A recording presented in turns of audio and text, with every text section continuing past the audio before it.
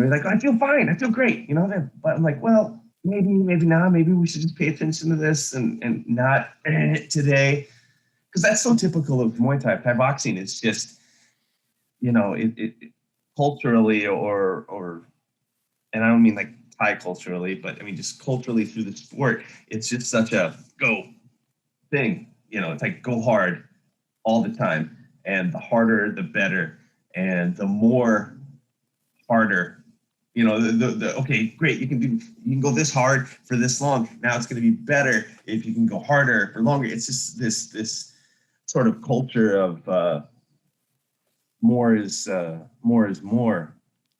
Fighters are the worst. I mean, what makes a good fighter in the ring doesn't necessarily make them a good long-term athlete, because they will break themselves.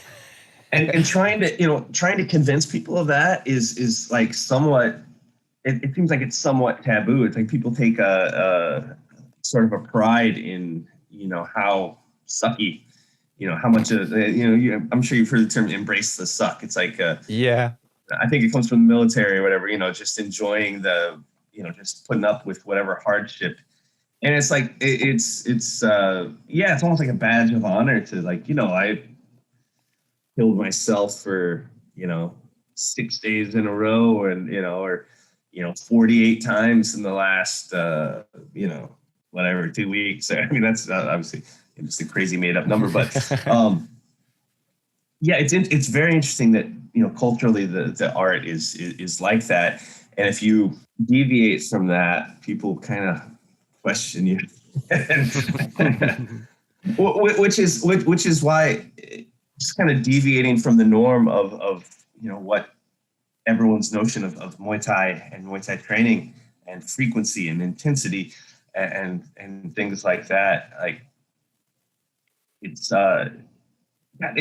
just terribly interesting to see how reluctant people are to take on more modern approaches or what have you.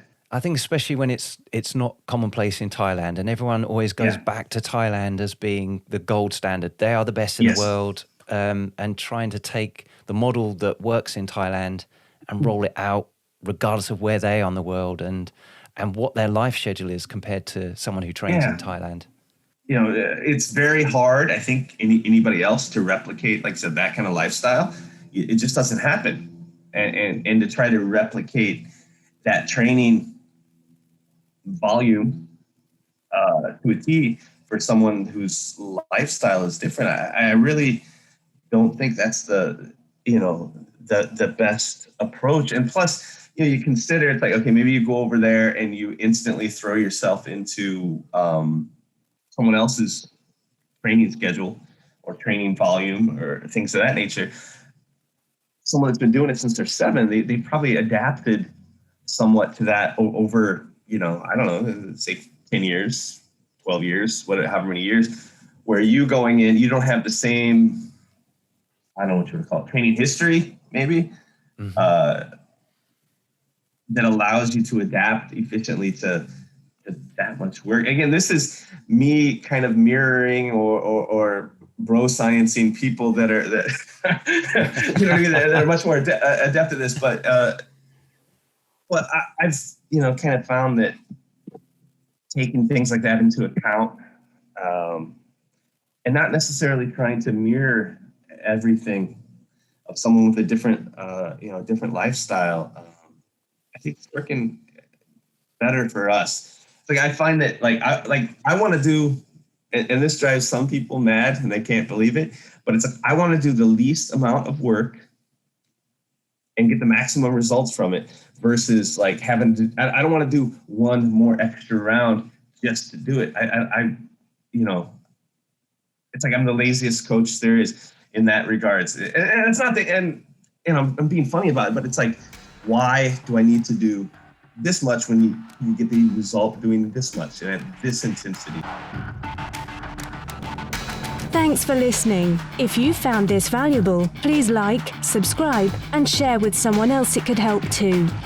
Please give the podcast a review or comment below. We'd love to hear from you. As always, you can visit heatrick.com for more Muay Thai performance podcasts, videos, articles, and guides. Catch you next time.